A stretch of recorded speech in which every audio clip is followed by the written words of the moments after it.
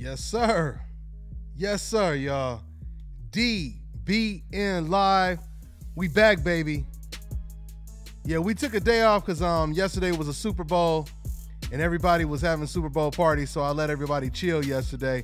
But we back. Let me go ahead and say shout out to everybody filling up that comment section. First person in the live chat section, my man Warren. I gotta say shouts out to the very first person. What's going on, man? Yes, sir. My moderator, Angel Santos. Boy, did you get them box runner shoes yet? My man Angel Santos, one of my moderators, holding it down in the comment section. Yes, sir. What's going on, Jalen Rose? All right, my man Jim McMiller. All right, what's going on? I'm reading the comments right now in the comment section saying what's up to everyone. Let me see what's going on, man. I'm feeling good, y'all. What's going on with it? What's going on with it? L Flowers. Miss L Flowers in the building. What's going on, girl? She said, we in here. That's what it is, man. Yes, sir. Man, go ahead, man. Rep y'all city. Rep y'all state. Rep y'all town. We gonna go ahead and get it in. You know, I like to do stuff, you know, just straight off the fly. You know, I like to surprise people. So I'm gonna try to call up Terence Crawford's trainer, Bo Mack. He may or may not answer. Even if he don't answer, you know, we'll go ahead and set it up the proper way. And then I'll go ahead and upload a phone interview with him later. But I didn't tell him that I was going to call him or nothing. Let me go ahead and switch the camera. And let me go ahead and say shout out to everybody here. Let me see what's going on. I'm going to switch this camera so y'all see what it is. What's going on? Yeah, y'all see me rocking that red today. We getting it in, y'all. DBN Gear. Dante's Boxing Nation at gmail.com. Go ahead and cop some of this fresh fly gear you see me rocking over here. Okay? You go ahead and email me at Dante's Boxing Nation at Gmail. Email me the color, the size you want. You know, if you guys want to rock some of these dope hats, the shirts, go ahead and just email me your size, and I'll have somebody send you guys an invoice. Let me see what countries, let me see what continents, let me see what states and cities and towns y'all repping over here real quick. Richmond, California. What's going on, Donald? All right. Yeah, we're about to go ahead and get the interview started in a minute, guys. We're going to get the interview started in a minute, but I'm going to go ahead and give shots out before we start the interview up. Like I said, you know, we're doing this off the fly. So I'm just going to go ahead and call my man up. He don't even know I'm calling him, so he may be busy. Like I said, once again, if my man Bo Mack is busy, we'll go ahead and set the phone interview up later on tonight, and I'll upload it later on. Greetings from Holland. All right, Holland in the building. That's what it is. What's that, my man? What's your name? Wrestle Lessons? Is that what it is? You're a wrestling fan. NYC, Jamaica, Queens. Yeah, we was out there in Jamaica, Queens getting that pizza. Chi-Town, Detroit. Yes, sir. Yes, sir. Dallas. Errol Spence all day. Austin, Texas. New Orleans, Connecticut. Chi-Town again. Denver in this building. Visalia. Yeah, I got some homies out there in Visalia. Yes, sir. Whole lot of Chi-Town repping. Yes, sir, y'all. Brooklyn in the building. What's that? Worcester? Is that what you got down there? MA? Okay. Yes, sir. The DMV, stand up. Yeah, man. I'm going to be out there, man. I'm going to be out there in that area, man, real soon. Yes, sir. Alabama. The dirty. Yeah, man. Yes, sir. Yeah, we already know Angel Santos repping that Bronx, New York, and I'll be back out there. I will be back out there in New York for the Deontay Wilder versus Luis King Kong Ortiz fight, the biggest fight of the year to date, at least. That's the biggest fight so far. I mean, we don't know what other fights are going to get, you know, made, but that's the biggest fight so far. And somebody's getting knocked out, you know? Yes, sir, man. Hey, I appreciate that, G-Dog. I appreciate the love, man.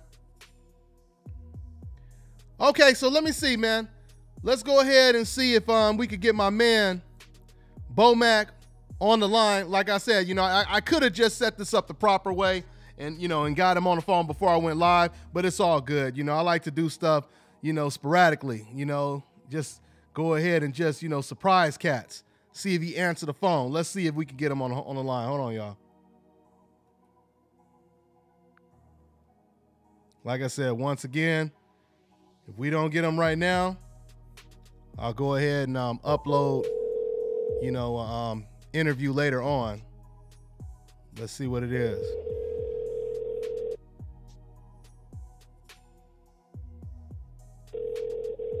Yeah, he probably out there training with Terence Crawford right now. Dante, Boxing Nation, my man. What's up, Bo? Man, I love this, Bo. I'm live right now, and I'm telling cats, hopefully we can get him on the phone. If we don't get him on now, it's all good. But I want to surprise my man. What's going on, Bo Mac? How you doing, family? Oh, I'm good, man. Just bedridden right now, man. Hey, that's what it is. Or you caught a little bit of the heebie-jeebies out there. You got the cold and all that stuff. Everybody getting the cold and everything. Yeah, down there in that warm weather in Texas, they come back to this cold ass shit, man. That's what it is, man. That's what it is. Hey, first things first, Bo Mac. For everybody tuning in right now, you guys are listening to Bo Mac, Terence Crawford's trainer.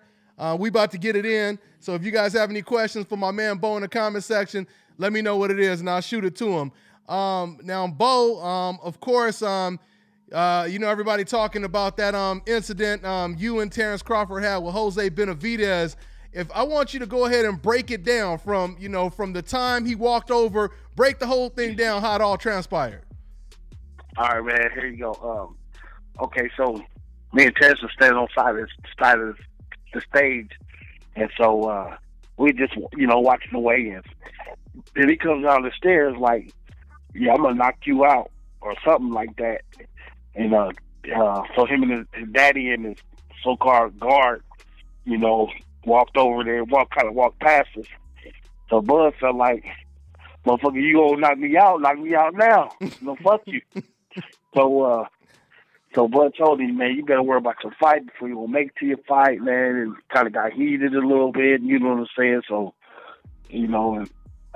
Bud's like, "Let's take it outside because all these cameras are around." And that was it. After that, they kind of squashed it a little bit. But still some more jibber jabber going back and forth and shit. But other than that, man, they kind of calmed it down and shit. And after that, it was cool. You know what I'm saying? I talked to his dad and the dude that was with him and shit. And he said, "Man, we ain't on y'all level yet, man. You know what I'm saying? My son, he wants to fight, Bud." So I told him, man, like this. I said, "Man, if you want to get that bread, you know what I'm saying? He got to, because wait, his dad said that he not on y'all level. Is that what you just said? Yeah, exactly. He said his dad said, he and my son ain't on Terence's level. So I was like, man, if you want that bread, because you gonna get maybe $1-2 million to fight Terence, and I know y'all want that bread. So yeah, we do."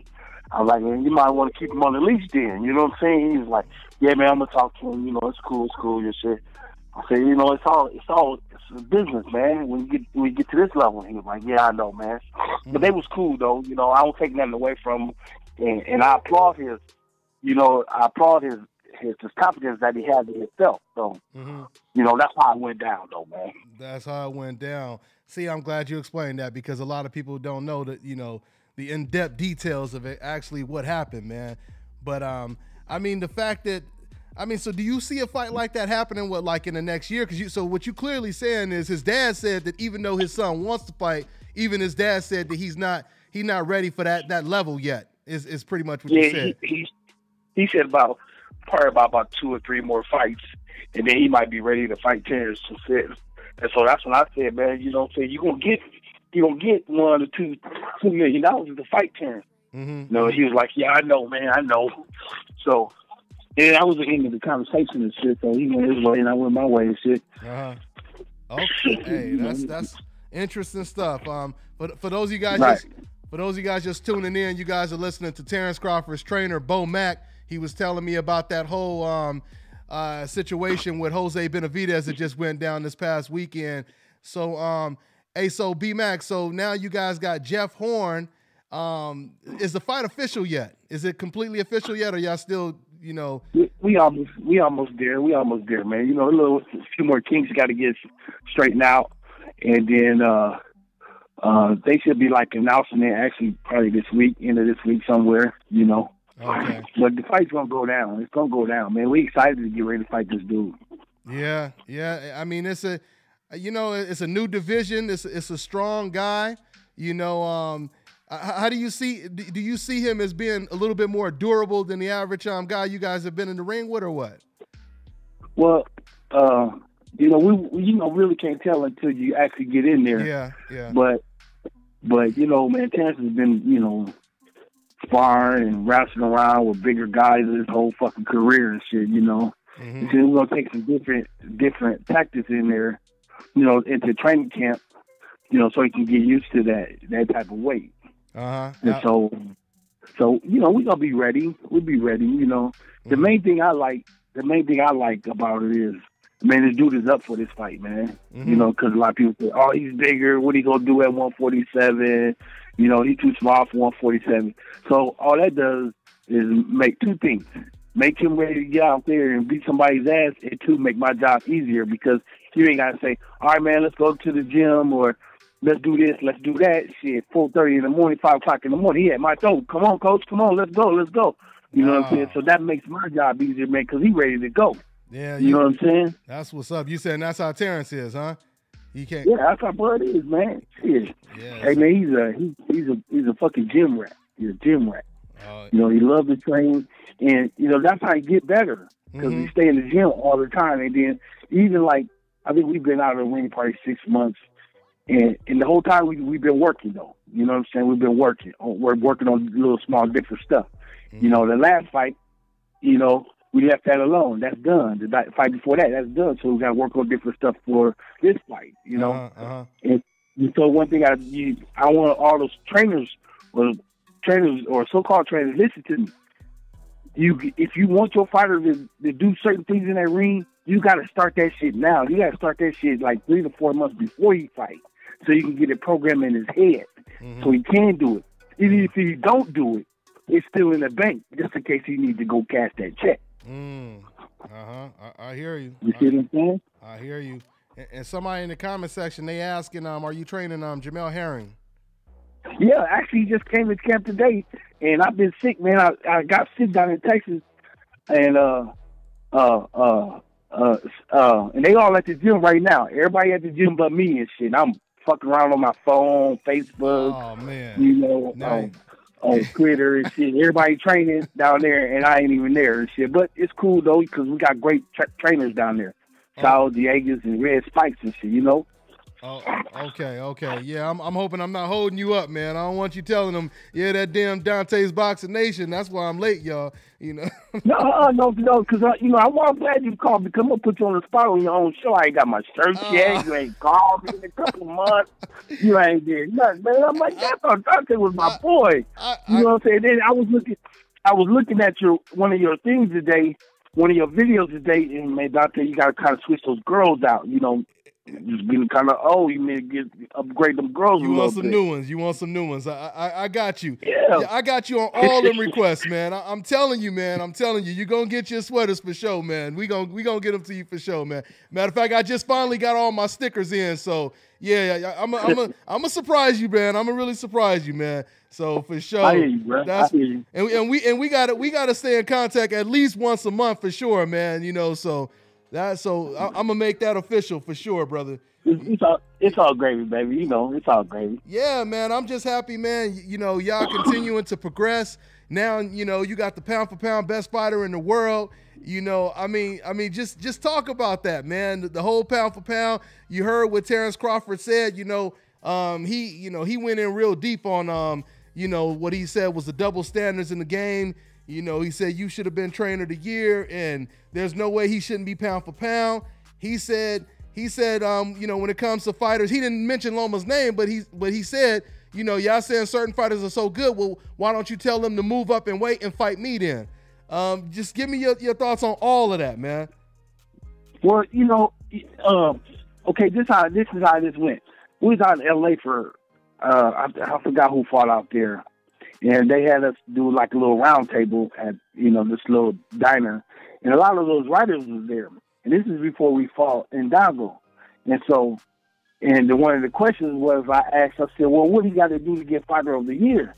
And they was like, well, it all depends on how you perform with Ndongo. You know, if you just go 12 rounds, then maybe not. But if you go get him out of there, then a lot of writers are like, yeah, I'm going to vote for you. I'm going to vote for you. And then they don't vote for him. Yeah. And so that's one of the reasons why he says it's a double standard. You know what I'm saying? Because when you tell him one thing and you do another, man, little dude get kind of pissed and shit. And ordinarily anybody gonna get pissed, go off that, you know.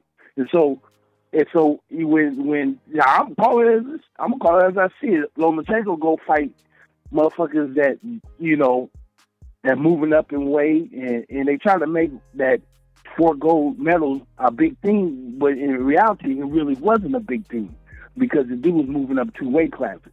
He looked at too damn small. It was like a fucking senior fighting a freshman and shit.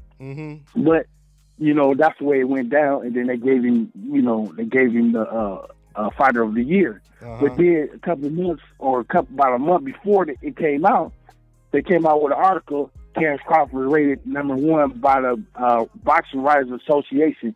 Well, how the fuck you gonna rate him #1 pound for pound fighter in the world, but then you don't turn around and don't give him the they'll give him the Fighter of the Year? That didn't make sense. That don't even make no sense, man. But you know what? What it did for Terence, and I'm gonna say this again, and what it did for me, that just threw more fuel in the fire and just make my job more easier because people out there doubt me. And he hates for sure. He just hates to get doubted. When you tell a motherfucker something, I'm gonna beat this dude's ass, he mean that. He ain't saying that just trying to get the fight up there and out there and promote the fight. No, he means that. I'm gonna beat this motherfucker's ass.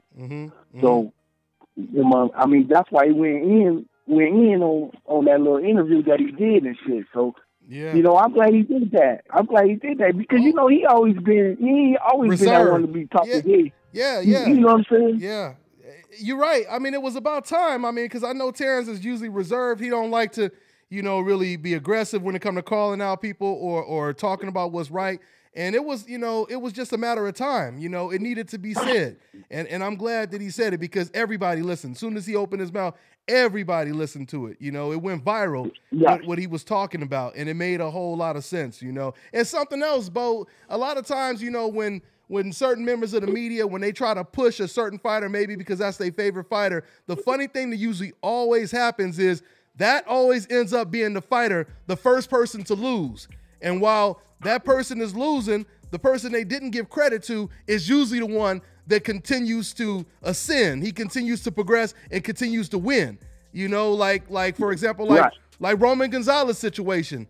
They was praising him as ESPN. They said that he was top 25, the greatest fighter of all time in the last 25 years before he moved up in weight and really challenged himself. And then look what ended up happening, you know? So that's why it's safer to just be honest, regardless if you like the guy personally or not, and give the credit to the fighter that really deserves it. Right, B?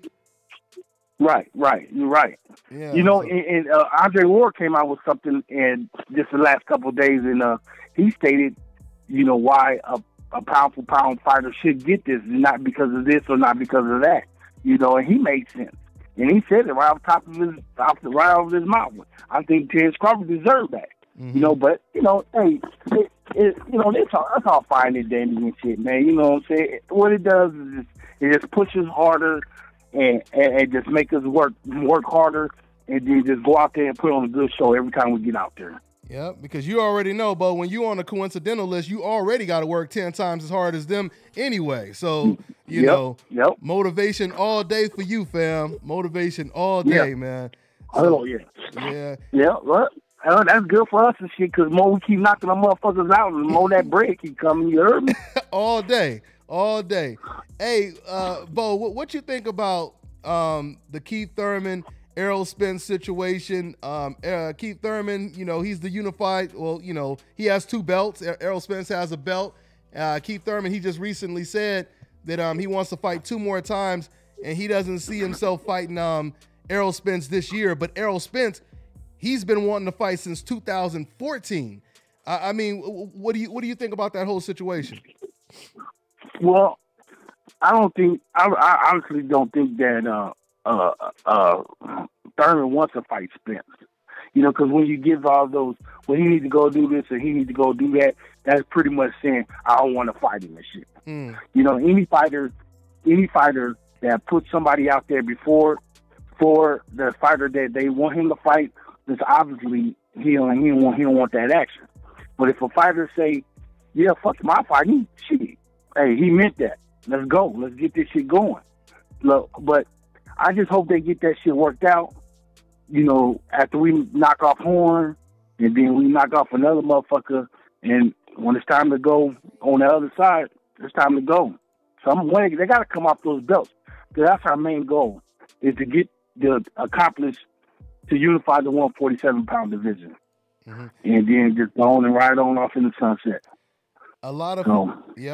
A lot of fans see you or Terence Crawford and Errol Spence as the most avoided and the most skilled, the most dangerous fighters at the welterweight division.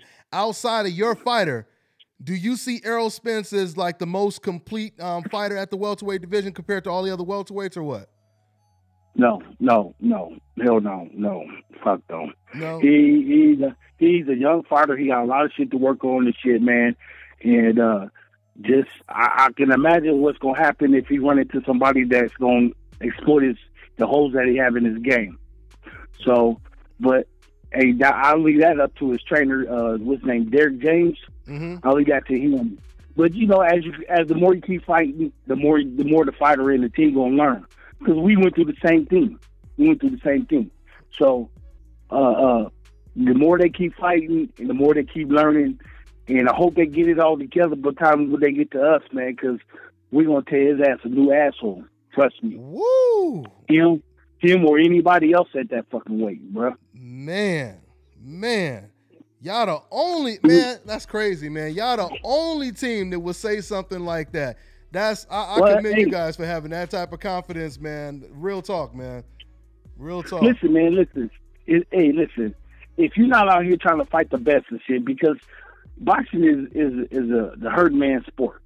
You're gonna get knocked off. You're gonna get hurt. You can get killed in that ring. So when you go out there, you want to put on the best performance that you can. And once you get to the top level, as you with Terence or that War, you might as well go out there and get the best fighters that you can fight, knock them off, and then go about your business. Because who wants to be sitting around another 5 or 6 years from now, getting beat all up in the head and shit, losing your memory and all that? No, man, no. Get the shit while you can get it, and then go about your business. Wow, that's something else right there, man. I mean, and you know what? I think, Bo, it might be a situation. Hopefully, it works out somewhat like a tournament where, you know, Errol Spence, you know, he clears up, you know, half the division. You guys clean up the other half, and then y'all the two last standing, you know, Crawford and Spence. Hopefully, it's like that, you know, where it's on some it's on some Leonard Hearns type stuff, you know. Hopefully that's the case, man. Well. If it end up being like that, that's cool and fine. Then if it don't, listen, man. If he got the XYZ belt and we got the ABC belt and we want that belt, we're gonna go down in Dallas and meet him at the gas station. Go in the back of the truck and go back to the gas station, take that belt. You know what I'm saying? Because we're on a mission, man. Oh boy, you on a mission? We're on a mission. Huh? We're on a mission, man. You got to go get it, man. You got to go get it. I'm not mad at you. Will you guys fight him in Texas? I don't give a fuck where we fight him at, dog. You know what I'm saying? Yeah. That's the confidence level that we have in our team. Not just only Terence, the team, because it's a team effort. You got your nutritionists, you got your doctors, you got your strength and conditioning guys and shit. You got all that. And then you got your promoter, and you want your promoter to make sure the right pieces in the place. You know what I'm saying? So it won't be biased. Just like if he came here to fight up here, you would want his manager Heyman to make sure the right pieces in the right place. You don't want all the judges that's be a favor, you know, a Terence Crawford fight, you know what I'm saying, shit like that. You want all the pieces to be in the right place so it could be even Steven straight down the middle. Absolutely. You know, so absolutely. Hey, when it comes off like that, it's time to go. You got to go. It's time. You got to go. Hey, Bo, somebody in the comment section, they told me to ask you, what weakness would you say you see in Errol Spence? Do you see an actual weakness? What flaw does he have right now? What's the guy's name that asked? What's the his name? Dude in the comment section, his name is Boxing Monk. He just said, he said, Dante, can you ask him to briefly tell one of Errol Spence's junior weaknesses? Yeah. Well, Boxing Monk, see, this is where a great trainer comes in at. I would never tell you that, because that just goes to show you that I've been watching him for a minute. And so when this interview gets out, it gets back to his team. His team will say, "Well, we might need to correct that." So I'm not gonna say that. Mm-hmm. I just exploit it on him when it's time to go. So like I said before, just hopefully him and his team grows by the time they get to us. Because if we don't, we're gonna tear his ass a new asshole. You know what I'm saying? So not to avoid your question, but you just got to be careful about what you say. Makes sense. It ain't it ain't no reason to go ahead and tell them exactly. You know, you say, you put your hand down, or every time you throw a punch or whatever, that's gonna be the main thing they're gonna focus on. In training.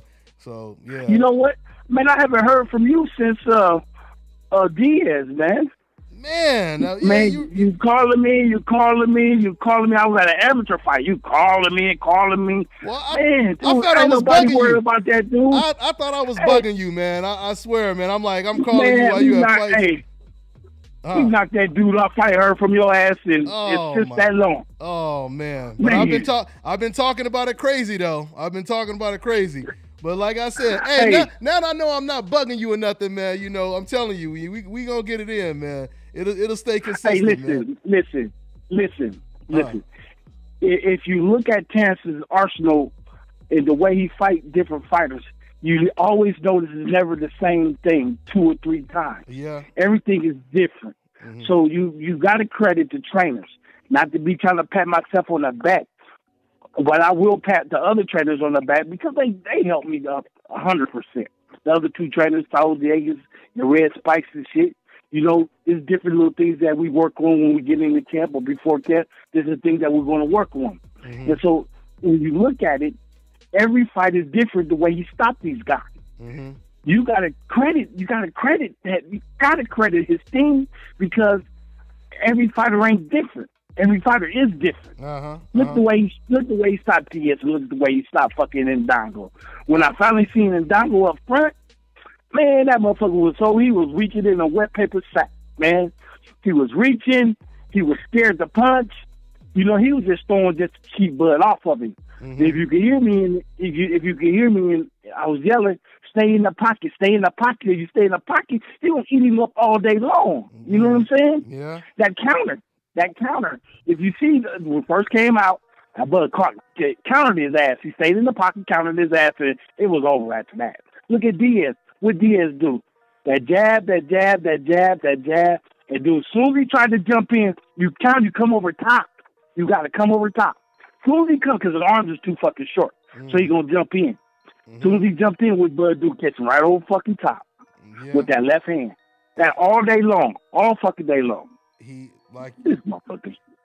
Like you said, he always finds different ways to knock cats out. So you can't prepare for one type of Terence Crawford, is what you're saying, right? You got there right about that. That's what we're gonna do to Errol. That's what you're gonna do to Errol, boy, oh boy. Man, where has this kind of talk? And this is so crazy, man. This is what I mean. I gotta reiterate, Bo. You see so many fighters today. They're afraid to even mention a certain fighter's name, and you doing the complete contrary. You know what I mean? So it's like this is what you would expect. In any sport, it's the fighters and trainers to have this type of confidence. Real quick, Bo. They loving everything you saying. They said, man, this interview is lit. Bo Mack keeping it real. And I don't know if you know her, but Janice told me to say what's up to you in the comment section right now. Her name is Janice. Yeah, she said, tell him I said what's up. Her name is Janice in the comment section. Yeah, I think I'll that's tell Janice I said, what's up? That's what it is. There you go, Janice. You got your shout out from the man, Bo Mac. Yes, sir. Yeah, man. But yeah, that's what it is, family. That's pretty much what it is. Hey, so so we can expect a knockout in the Jeff Horn fight then, or what? They gonna beat this motherfucker. Hey, I don't know if y'all remember when we went over to Scotland, and that one thing I had iterated about Ricky Burns. That dude he fight like a third place Golden Glove winner from Omaha, Nebraska. Third place. That was in the UK, right? Out in the UK, was it the UK when you fought? Yep. That was in Scotland. Yep. And that's how Jeff Horn fight. He fight determined, which is good. That's even good. That's even good for Terence. Mm-hmm. You know what I'm saying? Because he gonna bring that smoke. He gonna bring that smoke. And that's just good. That's just good. Just slow his ass down. Slow his ass down, then knock him out. Yeah, no doubt, man. No doubt. I mean, because I'm thinking if he come in there sticking his head in a meat grinder, he gonna do exactly what y'all want him to do. You know, that's what I was thinking. Because a lot of people usually fight, even aggressive fighters. I notice when they fight Terence Crawford, they show a different type of respect for him. Like even with Beltran, you know, Beltran is usually an aggressive fighter. But he was fighting a thinking type fight when he was in there with Terence Crawford. You know what I mean? So right. So Beltran knew his shit. You know, he knew Terence was the most superior boxer. Mm-hmm. You know that. So, hey, I respect him, and I respect how Terence did him. He was trying to get that knockout, but we didn't get it and shit.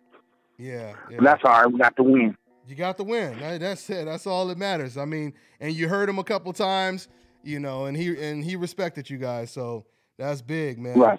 Hey, man. Well, I'm expecting you guys to have a wonderful 2018. And like I said, man, I want to come out there, man. I want to come out there for about 2 weeks, hang out with you. We're going to do some boxing documentary stuff. We're going to do some Dante's Cooking Nation. You ain't coming, man. Oh, okay. Coming. Actions speak louder than words. I'll be out there, man. You ain't coming. I'm going to be out there. Come on out to training camp, man, for a weekend or something, man. We're about to go to training camp in 3 weeks. Okay. I'm there. You come on out to Colorado Springs. I got you a little spot where you can stay at with another one of the houses that we use and shit. You can stay up there. I'm there. And oh yeah. All right. I mean, I'm gonna hold you to that. And so when you don't come and I get back on your show, I'm gonna call you out, bro. All day. I'm gonna call you out. Hey, dog, you ain't got to worry about that, man. You show me that love, I'm definitely gonna be there, man. So that's what it is, man. So yeah, family. Well, hey, man. Well, hey, go ahead. Hey, I appreciate you, man. I appreciate you.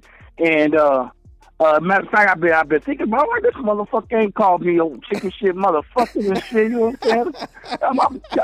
I'm gonna cut his ass out when I see him. But I appreciate you calling me, man. I love coming on your show and shit, man. I tell you, listeners, I love them. Hey, man, and just watch our work. Watch our work. Good looking out, man. The best endorsement ever, man, from my man Bo Mac, Terence Crawford's trainer. You know, you I don't know if you noticed, but you see I be looping the hell out of that intro with you and Terence Crawford too, man. So yeah, man. That it's on rerun like a mug, man. So yeah. Okay. So okay, young fella. It's good to talk to you and your audience, all right? Hey, likewise, man. I'm gonna catch up with you so we can set up some dates, man, so I can head up out there, man. So good stuff, all right, B? No problem, baby. All right, take care, man. All right. Yes, sir. Y'all done heard it from the man. Boy, that was some good stuff, huh? That was some real good stuff right there, man. Boy, oh boy. That was Terence Crawford's trainer, Bo Mac, fighting against Jeff Horn. Terence Crawford going against Jeff Horn, moving up to the welterweight division, fighting for a title already for the WBO title. That's what it is. Shout out to my man who's in that DBN tank, pushing it with me, my man Rio Amon. I appreciate the donation, family. That's family right there. He said, hashtag respect. Great interview, Bo Mac. Do you have any other fighters in your stable? And Rio, he's training Jamel Herring. He said that in the interview earlier. So, you know, and the cool thing with Bo Mac is he one of them trainers that's still training a lot of the young up and coming amateur lions. Like, you know, like one of the last times I called him right when he was at a national tournament. I don't remember which tournament it was, but it was a national tournament that he was at. So yeah, man, real good stuff. Real good stuff. Yeah, man. B-Mac is good peoples, man. B-Mac is definitely good peoples. So yes, sir, y'all. We getting it in. We didn't do the show yesterday because the Super Bowl was going down, and my panel, they said they was throwing parties. So I said, you know what, we'll push the time a little later on. And then I said, to hell with it, I'll just go ahead and do a live feed the next day. But yeah, man, that was real good stuff, man. Real good stuff.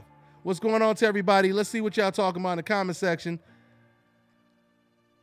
Yes, sir. I appreciate the love. What's going on, man? What's going on, my man Edwin? My man Edmund. I appreciate the donation, man. Yeah, you know what? I'll go ahead and open up the phone lines, man. Because I didn't expect to get on the phone line, so I didn't open them up, but I'll go ahead and open them up. The hell with it. Since we having such a great show, thanks to Bo Mac, Terence Crawford's trainer, might as well take a call or two before I go ahead and wrap this up. Good looking out once again, Edmund, for showing that DBN support. He's part of this train, this tank that keeps moving. Hashtag new media, hashtag decaf busters, hashtag Dante's Boxing Nation, hashtag Dante's News Nation. It's the nation, baby, at the end of the damn day. Yes, sir. Yes, sir. Yes, sir. Yeah, we getting it in, y'all. We getting it in for sure. Yeah, man. So, you know, I really like the fact that you had Bo Mac, who sounds so confident. I mean, to hear somebody talk that way about about Errol Spence, it's unbelievable, man. I mean, you just don't hear. I mean, the way he was just talking about Errol Spence. Imagine Gennady Golovkin talking that way about Andre Ward, right? Imagine Keith Thurman talking that way about Errol Spence. You feel me? That's how he was talking about Errol Spence. It's unbelievable to me. It's unbelievable. It's like somebody going out looking for Jason Voorhees. You know, instead of running for him, and instead of running from him, they looking for his ass. Like, you know, you seen this big ass ugly, you know, motherfucker with a mask on, one eye, et cetera, et cetera. He used to be walking around with an axe and a machete. You know what I'm saying? He looking for him, looking for the killer. That's crazy, man. That's crazy stuff. Yeah, man. Well, the interview will automatically, be uploaded and archived on my channel. So, you know, even though we're going live right now, you guys will see the interview on my channel, you know. But yeah, that was good stuff.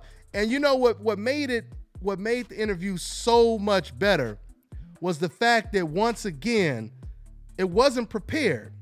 You know, it wasn't prepared. I just surprised him. I haven't called up B-Mac, Terence Crawford's trainer, in a long time. I hadn't called him, and you guys probably heard in the interview, he was like, damn, Dante, you ain't called me in forever. Matter of fact, you know what? I gotta go out and I gotta ship Bo Mac out his sweater. He wanted a sweater, and Terence Crawford wanted a sweater. So I'm gonna get them sweaters. Right after I finish this show, man, I'm gonna go ahead and get them shirts done and shipped out today. So yeah, man, they gonna be the freshest, the flyest dress out there in Omaha and Colorado, because that's what training camp is. So yes, sir, yes, sir, yes, sir. What it do, y'all? What it do? Let me see what else is going on over here in the comment section. I got this, let me see here. Yeah, let me see here. What y'all talking about over here? Oh yeah, I gotta get the phone lines back up. Hey, y'all give me a, oh, you know what? Let me go ahead and shout out. Hey, check it out, y'all. Check these mugs out, man. Shout out to Box Runners, boxrunnershoes.com. Y'all see them dope fly shoes right there? I finally got mines in. They fresh and fly, man. They fresh and fly. These are boxing shoes. Well, you can use these as boxing shoes. They also running shoes. These are the only shoes right here where you can actually run in these shoes. You can actually run in these shoes, and you can spar in these shoes. So you could get in the ring with them and you could do road work in them, okay? These are box runner shoes. You could go ahead and cop you some at boxrunnershoes.com. Matter of fact, Ronda Rousey, she just got some. Vadas Monterosian, John Molina. You know, it'll be really interesting. I'm telling you, man, the first boxer that wears these in the ring, they're going to be remembered, man, because these joints right here are the future of boxing. The only shoes where you can use them in the ring and out of the ring. So shout out to Box Runners, boxrunnershoes.com. Go ahead and cop you some. Show your love to my man Marvin Columbus. You know, the man who basically created the idea and everything. You know, so he gets all the credit for that. And shout out to ashkicking.com. Man, that's a dope ass website right there. If you ain't checked out this website, boy, you sleeping. You sleeping for real. Go to ashkicking.com. They got a dope website, and they also sponsor your boy Dante's Boxing Nation. You know, it's because of them, you know, I'm able to travel to a lot of these states, cities, countries, even sometime, to cover these fights and provide you guys with some of that dope ass blue magic content. You know what I'm saying? So that's pretty much what it is. That is pretty much what it is. Anyway, oh yeah, let me go ahead and get these phone lines up. Y'all give me a second, man. I'm going to go ahead before we end it. I'm going to go ahead and open up the phone lines. Here, let me see over here. So yeah, man, y'all let me know whatever else is on your mind while I'm setting up the phone lines right now, since you know, some of you guys requested me to open up the phone lines, because I wasn't going to open up the phone lines today. I usually, well, you know, the phone lines will always be open, you know, when we do the radio show on Sundays, but I didn't have the phone lines up right now. So, but I'm gonna go ahead and get it in right now. Yes, sir. We're gonna go ahead and get it in right now. So y'all just give me a quick second right here. Let me get this shit up and cracking. Yes, sir. Yes, sir. Once again, man, for everybody out there in Brooklyn, and you know what? While I'm over here, I want to show y'all some of my new gear. Hold on one second. Let me show y'all some of my new gear. Hold on for a second, y'all.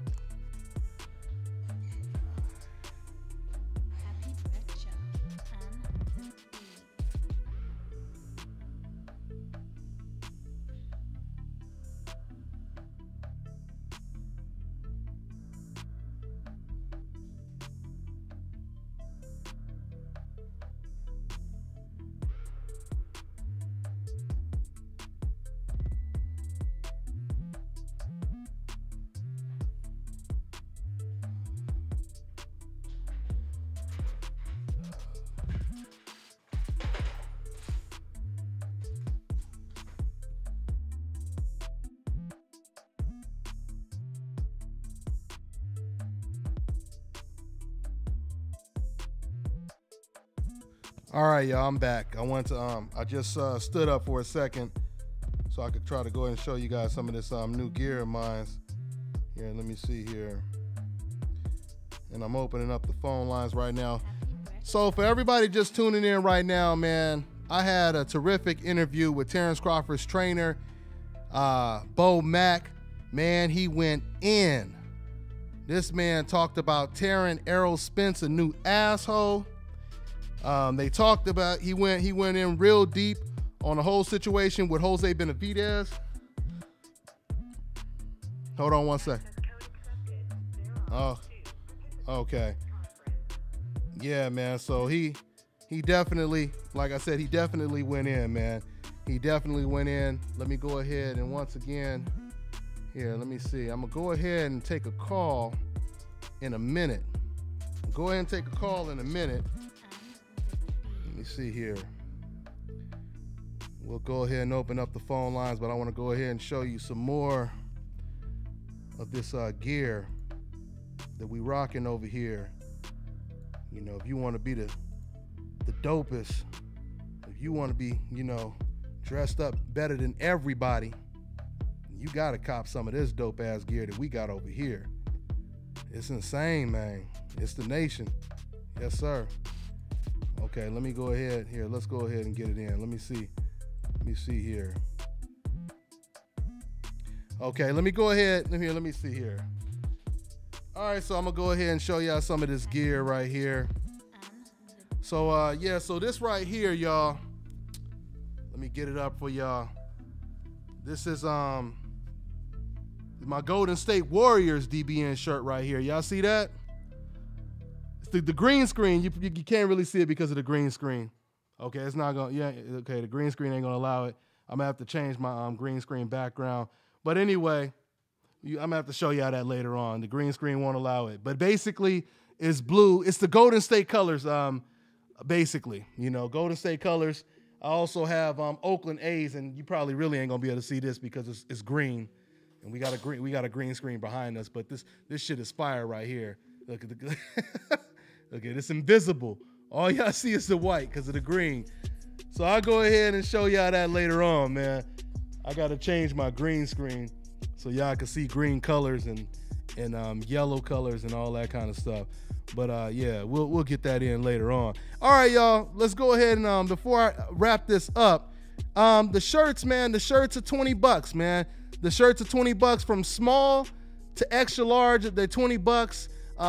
Double X between double X and triple X, they're $25.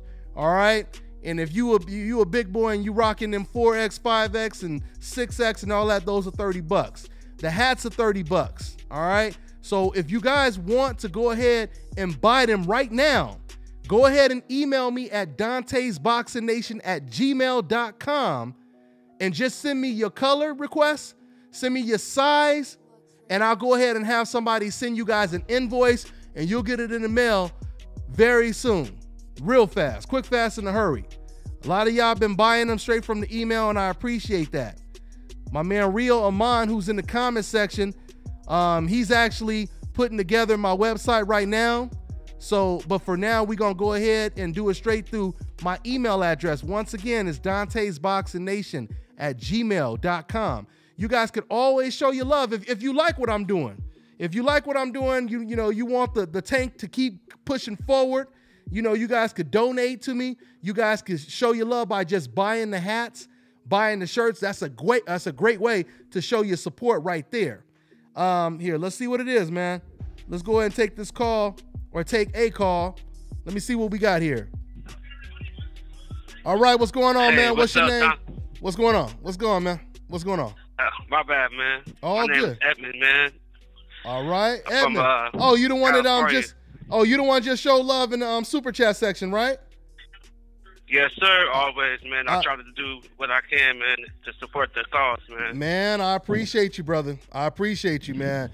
What's on your mind, family? Man, Keith Thurman, man. Keith Thurman is on my mind, man, and he's kind of. It's kind of, to me, I think he should give up the belts, man, if he ain't going to fight top competition. I mean, I would kind of agree with Jesse Vargas. If you're not ready to be a champion, then give up the belts and let somebody else be a champion until you're ready to be a champion again. And I think Floyd Mayweather has shown that when he retired, he gave up the belts and he came back and he fought, you know, the top guys. And he even went on this 1-year layoff. He still fought the guys that deserve to be a champion. He never blamed it on the injury or anything. So I was just trying to wonder. I was kind of wondering, what did you think about that? Hey, you know what, man? Great point. And yeah, man, I totally agree. I give, you know, Jesse Vargas, man, he made a lot of sense. And it's interesting because he's the first person to come out and say that. He like, look, it's nothing wrong. It's nothing wrong. If you're not ready to fight the best competition in the world, that's fine. It's nothing wrong with that. But at least give up the belt. And then when you're ready to fight the best competition, then go ahead and fight for the belt again. That made all the sense in the world, right. and it's no diss towards Keith Thurman, but you know, unfortunately, it's somewhat of a contradiction. You know, if you're saying I'm the champion, that means you're telling people you're the best fighter in the world. If you're the champion, that means you are always ready to fight the best opposition in the world. If you're not, if you're not ready, then go ahead and let the guys that are ready fight for that, for that belt. And then when you're ready, you go ahead and jump back in line. That's how it should be. It's almost kind of like he's kind of got the belts in a hostage, because he was saying that I was just shout out to Boston Eagle. I was looking at his videos today. He had the report on it that he said that he's not even going to. He's going to slowly go into fighting 2 times a year, and that we might not even get the Spence fight this year in 2018. So I was wondering, I was thinking to myself, so is he admit to us right now that he's only going to fight 1 time this year, and he's not even going to fight a top 10 welterweight? Well, he said. Well, he actually said he is going to fight twice this year. He said it just will not be against Errol Spence. That's what he said. He said he will fight twice this year. He said, but it won't be against Errol Spence. He said Errol Spence fight will most likely happen 2019 if it even happens. So, but even with that though, when Mayweather had to fight Canelo, he fought Robert Guerrero off his top win, coming off a 1.5 year layoff. Fought Robert Guerrero, then he went to fight Canelo. Mm-hmm. Then he went on another year, or I think 6 or 7 or 8 months layoff. But then he came back and he fought who was it? Marcos Maidana. Mm-hmm. Yeah. So yeah. Keith Thurman, to me, he's holding the championship belt hostage, and to say he's going to fight Sean Porter and Danny Garcia again, which we already know the outcome of those fights. The only thing that could change the Sean Porter fight is Sean Porter doesn't smother himself where he can't land any punches. Well, Danny Garcia, I think he kind of got outboxed in that fight. Well, there's no doubt that Sean Porter has a chance of winning the rematch, but still, I get your point. I mean, we rather see a new movie than a rerun. I mean, that's just what it comes down to. And like I keep saying, man, if I was Errol Spence, if I was Keith Thurman rather, I would just come out and give Errol Spence the credit he deserves. I would say, man, that guy's a beast. I'm a beast. He's a beast. He's probably the best fighter out there next to myself. And I want to build to that fight because that's going to be my toughest challenge. If he were to come flat out like that, then people wouldn't criticize him as much. But it's like when you try to make, a lot of, different excuses, that's when it raises more questions than answers, So that's the problem right there. Hey, man, but thanks for your call, man. I'm going to try to take another one before I get up out of here. All right, man? Yes, sir. Shout out to Dante Boxing Nation, man. Keep doing your thing. Thank you, sir. Thank you. Good looking, man. Yeah, man. Good points by my man. Good points by my man. Good concerns. Once again, man, nobody is dissing Keith Thurman. Keith Thurman is a great champion, but as in any other sport, we want to see a conclusion. We want to see a conclusion by the end of the season, just like we did this past weekend when it came to the Super Bowl, right? We want to see a conclusion. You have 2 teams that, advance to the Super Bowl. How would you guys feel if one of the teams said, we're not ready to play that team right now? Let us think about it before we decide to play them in the Super Bowl. But instead of playing them in the Super Bowl, can we go ahead and play this team that we beat in the second week of the season? That doesn't really look good when it comes to what the fans want and when it comes to proving that you're the best fighter in the world. Yes, sir. So I'll take another call real quick and get up out of here, but let me see what else you guys are talking about in the comment section. I'm reading some of these comments in the comment section. Let me see here. All right. Okay, I see a lot of y'all talking about Keith Thurman. Some of y'all wasn't happy with the results of the Super Bowl. I see that. Yeah, man. The only person that really wants that Errol Spence work, the only person who wants that Errol Spence work is Terence Crawford. Hey, my man, let me see. So if you pick Spence over Bunn, let me go back to that comment. I want to see this. Hey, is my man rocking a DBN shirt in this profile? If you rocking the DBN shirt in your profile pic, let me know. I'm not sure. From far away, it looked like my man got a DBN shirt on. I can't see though. Let me see. He said everybody got hoes. Don't mean it's easy to exploit. Bud gets touched too. That's what my man Mike D said. Yes, sir. Yes, sir. Yeah, man. Let me know if my man rocking that DBN shirt in his profile picture. Yeah, man. Anyway. Okay, let me go ahead. Let me see here. Let's see. Let's go ahead and take another call. All right. We got 323. Is this Reggie? Yes, indeed. What's up, Dante? What's happening? What's going on, Reg? What's good with it? Oh man, I've enjoyed that interview, man. Fireworks, huh? I enjoyed that. Oh, hell yeah. All day. I enjoyed that. And the heart behind that whole team, them not ducking L. Spence or showing any signs of fear, like they want to step into the fire. And I commend it, and I love that. I love everything about that. Yeah, man. Yeah, I could turn that into a whole bunch of segments when it comes to that interview, man. That was good stuff, man. And it's just rare. Right, man. It's rare that we see it today, man. Right. It's rare that we see it, man. So. Right, man. So many fighters picking and choosing and really doing what people try to label Floyd, which Floyd never did. But a lot of fighters are really out here cherry picking through their careers. Yeah. That's what we've seen in Keith. Yeah. Speaking of that Floyd thing, don't you hate that they love trying to create this false ass narrative and act like Floyd Mayweather never agreed to fight Pacquiao in the beginning, and it was actually Pacquiao. Right. It's the contrary. It was actually Pacquiao who turned the fight down.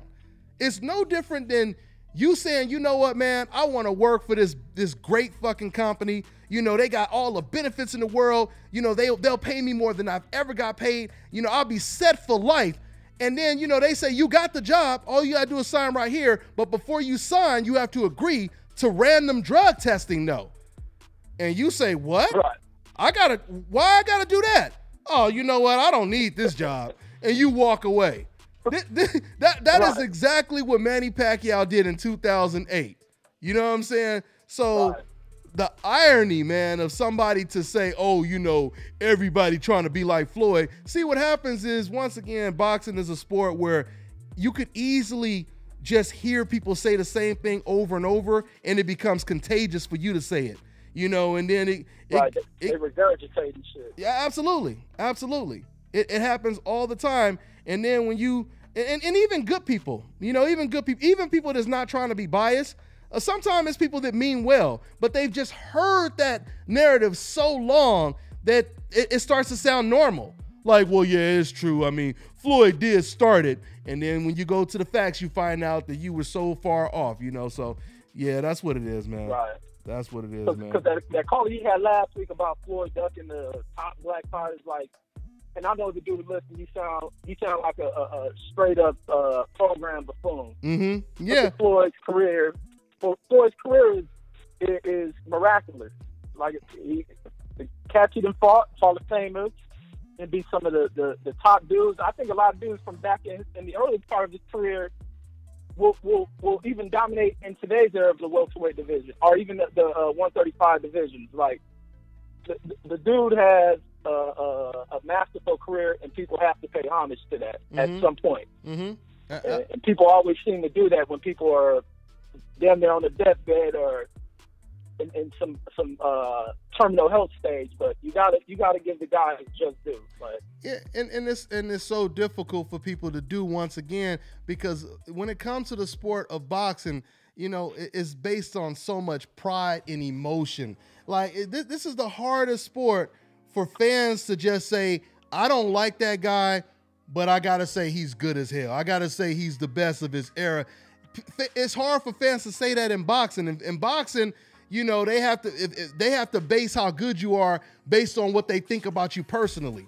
If they think you an asshole, right, then they're gonna try to, rationalize and say, but he ain't fought no black fighters. Oh, but he didn't. Oh, but how come he didn't fight this guy or whatever? But once again, the simple question is always, who are you comparing Floyd Mayweather to?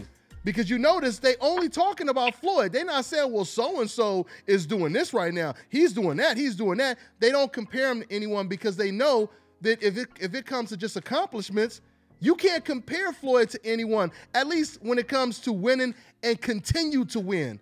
Didn't lose to anyone. Right. And even when he had a close fight, he even avenged the close fight and came back. He ran it back. And left no doubt. So that's like the dude I was talking to. I asked him, who are you comparing him to? And he kept, trying to deflect and say, well, you keep bringing up this comparing. I ain't comparing him to nobody. And I said, that's my exact point. You're not comparing him to nobody. You comparing Floyd Mayweather to Floyd Mayweather. You asking Floyd to beat his own time, even though he finished in first place. You know what I'm saying? Right. That's what it is. That's what it is, man. All right. So, but yeah, man. America's just full of buffoonery when it comes to fans within this country. Americans have been programmed to be so divisive and so hateful, and that's what goes on in this country. Even of all races, I see black folks do the buffooning and cooning. Oh yeah, but absolutely. You have to give this man his props, because even trainers who've hated on Floyd, fighters who hate on Floyd, you go back and you watch them, and they commend Andre Berto, who hate on him. When he speaks to Floyd, he speaks of how smart and intelligent the guy is. Miguel Cotto would say that's the best fighter in fought. Rob Garcia, Freddie Roach. So at some point, fans have to cut the BS out and salute a dude and give honor to the accomplishment. Boxing, like you say, boxing is not an easy sport. It ain't based on scoring the most points. You going in there to get touched on and get your ass hurt. So you got to respect that. You got to respect that. But I also want to, yes, indeed. Go ahead. I also wanted you can go in on the 175-pound division. That I'm really looking forward to that Bobby Jack and oh my goodness, Adonis Stevenson fight. Oh my goodness, that's gonna be a monster clash right there to me. Man. That is gonna be huge, man. That right there is gonna be huge. And I still think people are sleeping on Adonis just because of his inactivity, because he's old. But at the same time, people sleeping on Badu Jack. He's been the Cinderella man for quite some time now. He's always going in as the guy that's supposed to lose, and then he ends up winning. So I love Jack's story, man. Oh yeah, man. I'm telling you, man. That's the fight right there, man. That's the fight. I mean, the light heavyweight division got so much going on right now. You got that fight. You got Anthony Yard, who's coming up right now. And Anthony Yard is a beast. Of course you got, the better BFs and who is my man I want to see Caleb Plant. Is Caleb Plant in that division? No, he has 68, but he probably will end up there eventually. But when it comes, I want to see Caleb Plant move up. But before he move up, I want to see Caleb Plant against David Benavidez, because Caleb Plant, he called out David Benavidez. So, right. I would like to see that one right there too. So yeah, man, it's a lot of fights, dog. It's a lot of fights coming up, and the light heavyweight division is like one of the most stacked divisions right now. Right now. So yeah. Hey, and you keep it with your channel, man. You keeping this boxing thing live. You giving the platform. You giving these boxers' careers life. Man, I love what you're doing. I'm always in tune, man. You keep doing this, man. Hey, Reggie, I appreciate your love, and keep calling in, man, because you always got them fresh, fly comments, on all these topics and everything. You bring up some good topics, man. So good stuff, Reggie. Salute, man. I'll catch up with you on the next one, all right, man? Good, man. All right. All right, for sure, man. All right, take care. Yeah, my man Reggie repping that L.A., down the street from where I'm from, Long Beach, California. I'm going to go ahead and I'm going to wrap it up with one more call. We're going to take one more call, guys, and we're going to get up out of here, y'all. And I'm going to go ahead and do some work. I'm going to have a whole lot of work to do with that interview that I just did with Terence Crawford's trainer, Bo Mack, spitting that blue magic over here on Dante's Boxing Nation. Let's go ahead and take another call, guys. All right, so we got 312. What's going on? What's your name? Where you calling from, man? Big Lynn coming out of Chicago, man. Big Lynn. What's good, family? What's on your mind? What's good, Dante, man? I just want to talk about, I like how Bo Mack talked about how Keith's Runtime Thurman really didn't want no smoke for Earl Spence. And I like how he talking about how Terence want to get in the ring. But I think a lot of people giving him a pass off coming off this injury because when Kell Brook had just had an injury and he had to go and fight Earl Spence, we didn't give him no pass on that. Yeah. You know? Mm-hmm. Now we giving Keith Thurman a pass because he say he coming off an injury. But if you look at his last 3 fights, if you look at his career, he really ain't fought nothing but one time a year. From Collazo to Sean Porter to Danny Garcia, and with Sean Porter, really they had to run his ass down to fight him because he had an injury that fight. I remember Teddy Atlas said he had an injury in the Collazo fight, like his right hand was hurting, and he had an injury in the Danny Garcia fight. So this injury talk from Keith Thurman is something that we always get. He always injured. I think that's just a way for him to validate his performance and not knocking nobody out. I think that's what that injury talk is really coming from. And honestly, and I believe there's a larger context than just people wanting to protect or people believing talking about the injury and saying that Errol Spence isn't ready and giving him a pass. I think it's something larger going on. I think it's something bigger going on. And I think what it really is the fact that Errol Spence, there's a lot of fans that are in fear that Errol Spence is going to end up becoming dominant. He's going to end up becoming pound for pound the best fighter in the world. He's going to basically cement his spot, and he's going to replace like the Floyd Mayweather. And I think that's really what this really comes down to.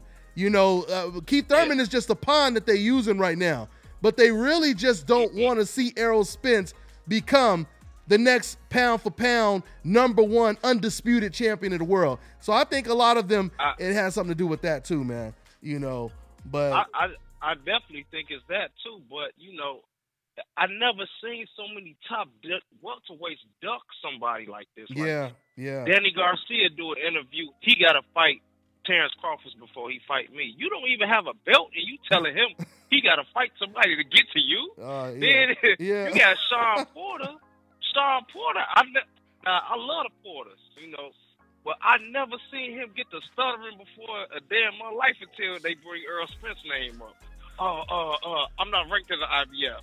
So when does that matter? You work for Al Heyman. If you say you want to fight Earl Spence, you can get him. But you already admit in the same breath that if you don't get Keith Thurman right away, we just going to have to go to the drawing board and see who else you got to fight. No, you going to fight Earl Spence because you ain't got nothing to do. Yeah, but he don't never want to. Yeah, I mean, I just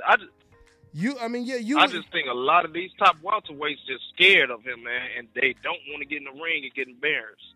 Because what he did to Lamont, and I could argue that Earl Spence wins is better than Keith Thurman wins. Like, Kell Brook had a better decisive win over Sean Porter, and everybody always say that Lamont Peterson fight with Danny Garcia, that Lamont won that fight. Yeah. So when you really look at it, you can argue Earl Spence is the top welterweight because his wins is better than Keith Thurman's wins. Yeah, I mean, I completely agree with you, man. I completely agree with you. I'm saying, because I had already said before Errol Spence beat Kell Brook, I had already said I thought Kell Brook was the best welterweight. I always said I thought Kell Brook. Yeah, I agree with you there. I agree with you there. I always said I thought that Kell Brook would be Errol Spence's toughest fight. Out of all the welterweights, I thought he would be his toughest. And when we watched the fight, it was proven. Because that boy Kell Brook was looking good. I was there live for that fight, and it almost looked like he was about to pull an upset off in them first 3 rounds, Man, so I was Kell Brook is an ox. Oh yeah, man. The way he was jabbing over Errol Spence's jab, to me it was almost like he was a southpaw. Like it was. Man, and no other welterweight could do that either. Yeah, no other welterweight got a jab like that. Absolutely, absolutely. That was, as far as I'm concerned, in losing, that was Kell Brook's best performance against Errol Spence, man. Yes, that was his best performance. Yes, So that's why I say Errol Spence is the best welterweight in the world. Now he's the champion. He beat the best welterweight, and Keith Thurman is a great welterweight champion, but at the same time, you know, he didn't beat Kell Brook. And not only that, but he's not willing. You also have to give a fighter more credit if they're willing to show that they're the best. If they're willing to prove that they're the best and fight anybody, including other champions that's holding belts, then you would have to give, you know, that title to Errol Spence when it comes to who the best is. All day, man, all day. Yeah. So that these are all facts that you're speaking of. These are all facts. Yeah, man. Man. I mean, it's all about making sense with this, man, and that's why, you know, what me and you saying right now, can't nobody really take personal because it's all logically making sense. You know, we ain't really throwing rocks. We just saying stuff that logically adds up. So, you know, we're not talking about Keith Thurman. Yeah, because I like Keith Thurman. Oh, I do too. I just seen I see his whole demeanor change when he talking about Errol Spence. Mm-hmm. And yeah, everybody sees it. A blind man can see it right now. How he get to stuttering in them interviews, man. Like he disgusted. He don't want to hear his name no more. But he know he got to fight him, and it's like he's just stalling time. It's almost like because he did an interview, I think with the Boxing Voice, and he said he was content with being the number 2 fighter in the world. And Did he say that? Like, man, you just he said that. I'm looking like, man, so you consenting to that? You know you're gonna lose to this man already, and you ain't even getting the ring with him. So it's like, well, you know, if you feel like that, drop the belts, and you ain't gotta fight him at all. You ain't gotta fight him at all. You drop the belts, or once again, like I say, man, you know, go ahead and just, you know, hand the belt over, and then when you're ready to fight for it, come back and fight for it. That's what people do when they retire. Yeah. They retire, they vacate. That's what Floyd did. Yeah, you vacate. Floyd did that a whole bunch of times. Yeah, vacate and then come back and fight for it when you're ready. You know, so, I mean, why? To me, it doesn't make sense to be holding it. And like I said, Keith Thurman's a great champion, but you saying that you're not going to be ready for Errol Spence to 2019, so you might as well give the belt up. Might as well give up the belt, come back and fight for the belt in 2019. And when you first come back from this tune-up, it's going to be a whole 14 months. Mm-hmm. And you don't get no type of disciplinary action from both the sanctioning bodies. Mm-hmm. I mean, come on, man. Don't nobody get that. Your fight's going to bring in that much money. Yeah. You know, you got to give up them belts, man. That's all I'm saying. Yeah, but you already admit he just did an interview today saying he's not going to even fight a top 10 welterweight, and then the next fight after that is going to be like a top 7 welterweight, not a top 5 welterweight, or a top 3 welterweight. I'm like, what? I'm like, you trying to stall time, man, and then you known for only fighting one time a year. Yeah, all day. Your last 3 fights was one time a year. So if we let him stall it out now, it won't be till 2021 he fight Earl Spence. Yeah, absolutely, man. Absolutely, man. So you will see, man. We'll see. But you know what? Honestly, I think the pressure is really, really, you know, getting to Keith Thurman. I think Keith Thurman is getting sick of you know, everyone talking about this fight. And I think because of that, I think Keith Thurman will take the challenge. I just don't know when he will, but I think he's going to take it because the pressure is getting unbearable. I mean, you can't. I mean, because and Keith Thurman, I think Keith Thurman, he knows how bad it would look if he ends his career or finishes his career without fighting Errol Spence. He knows how bad that will look. And you know what, too, though, Dante? We got to keep these pressures on Danny Garcia and Sean Porter, too, because he just basically admitting that he's not going to fight you two like that. So we got to keep the pressure on them, too, because those are other 2 top welterweights that's over there in PBC area, PBC region. Like, Jesse Vargas ain't got no problem with fighting Earl Spence. Yeah, Jesse Vargas. He said it in the interview. Yeah, not at all. So why is Danny Garcia and Sean Porter over here thinking they gonna get a free pass, talking about they waiting on Earl Spence? Y'all lost already to Keith Thurman, so you go back to the line. You got to go with another sanctioning body to get a belt. Absolutely. I mean, that makes sense, right? That makes all the sense in the damn world. That makes all the sense in the world, man. They don't deserve that fight more than Earl Spence. They shouldn't get a shot at Keith Thurman before Earl Spence. Yeah. Because they lost already, both of them. That's what Dwayne Beeman said. The super flyweight champion of the world. That's what he said on my show. Yeah, man. No doubt about it. Yeah, man. So, but yeah. So hey, that's what it is, man. But good stuff. Anything else on your mind, man? Any other topics? No, that's it, man. Just we gotta stay on one-time Thurman, man. You know. He just said we gotta stay on the board. Hey, yeah. Hey, well, you definitely. Hey, well, what you just said was heard around the boxing world right now, man. So good stuff, man. So yeah, man. All right, definitely, Dante. Keep doing your thing, man. Keep doing your thing. Thank you, sir. Thank you. Appreciate it, man. Have a good one, man. All right, man. All right, you too. Yes, sir. Yes, sir, man. So. That's how we do it over here, Dante's Boxing Nation Live. We didn't do the show yesterday, but we making up for it today.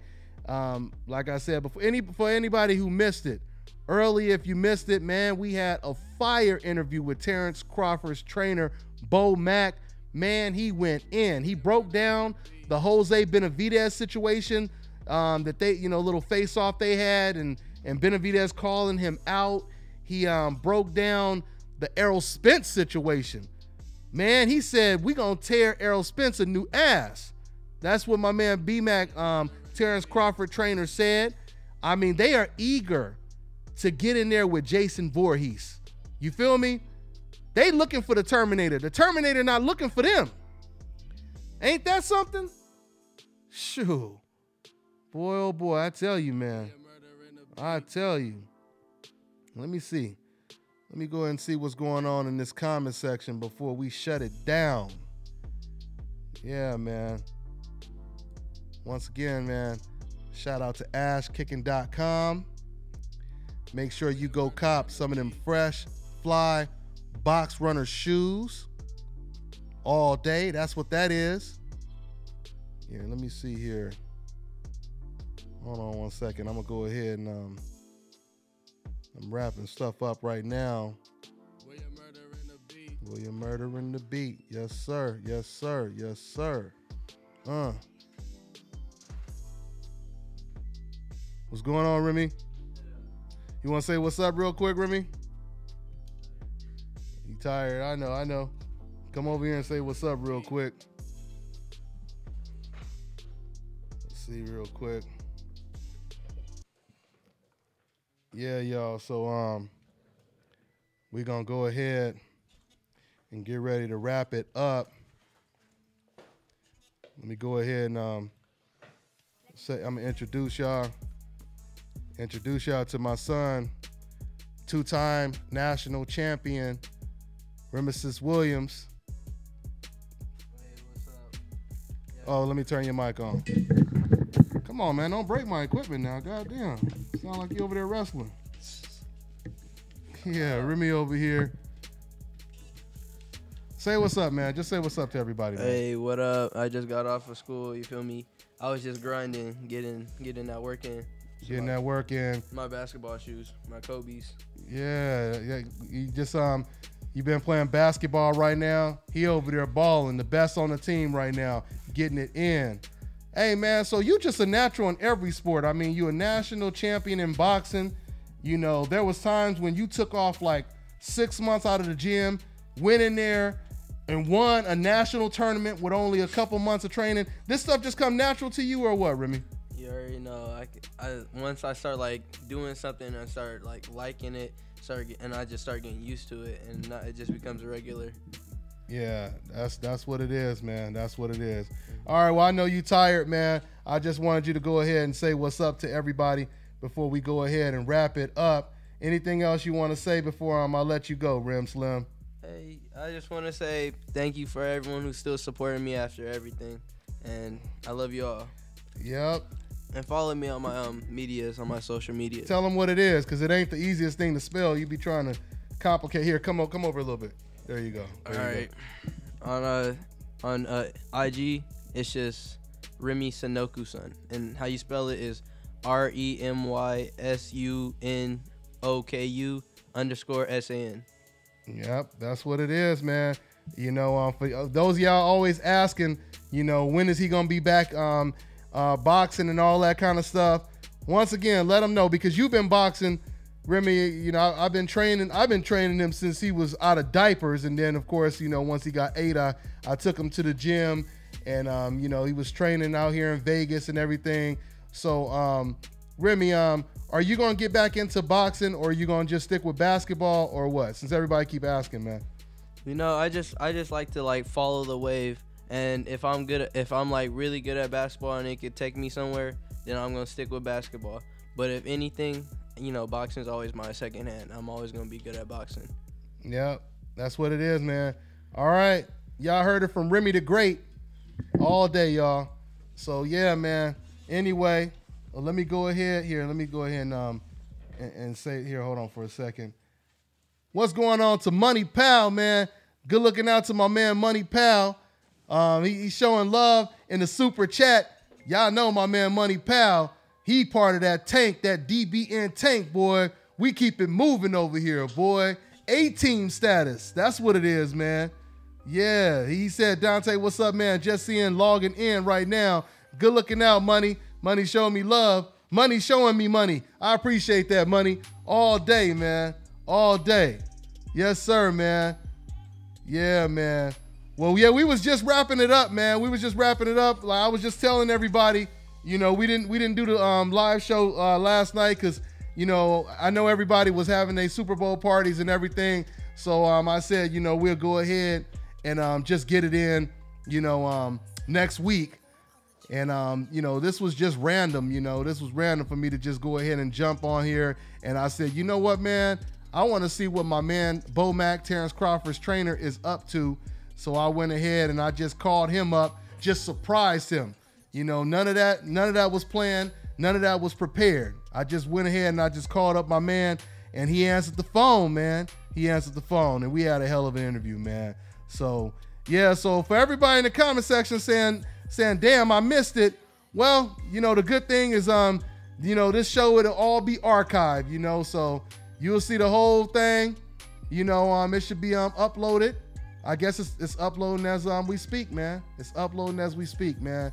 So, yeah, man, that's pretty much what it is, man. That was a good looking out, Money. I appreciate that. Money Pal, he said good interview. And just in case you guys don't know, Money Pal is a part of the DBN panel. And he has a son that's one of the best fighters in the world, right? One of the best prospects.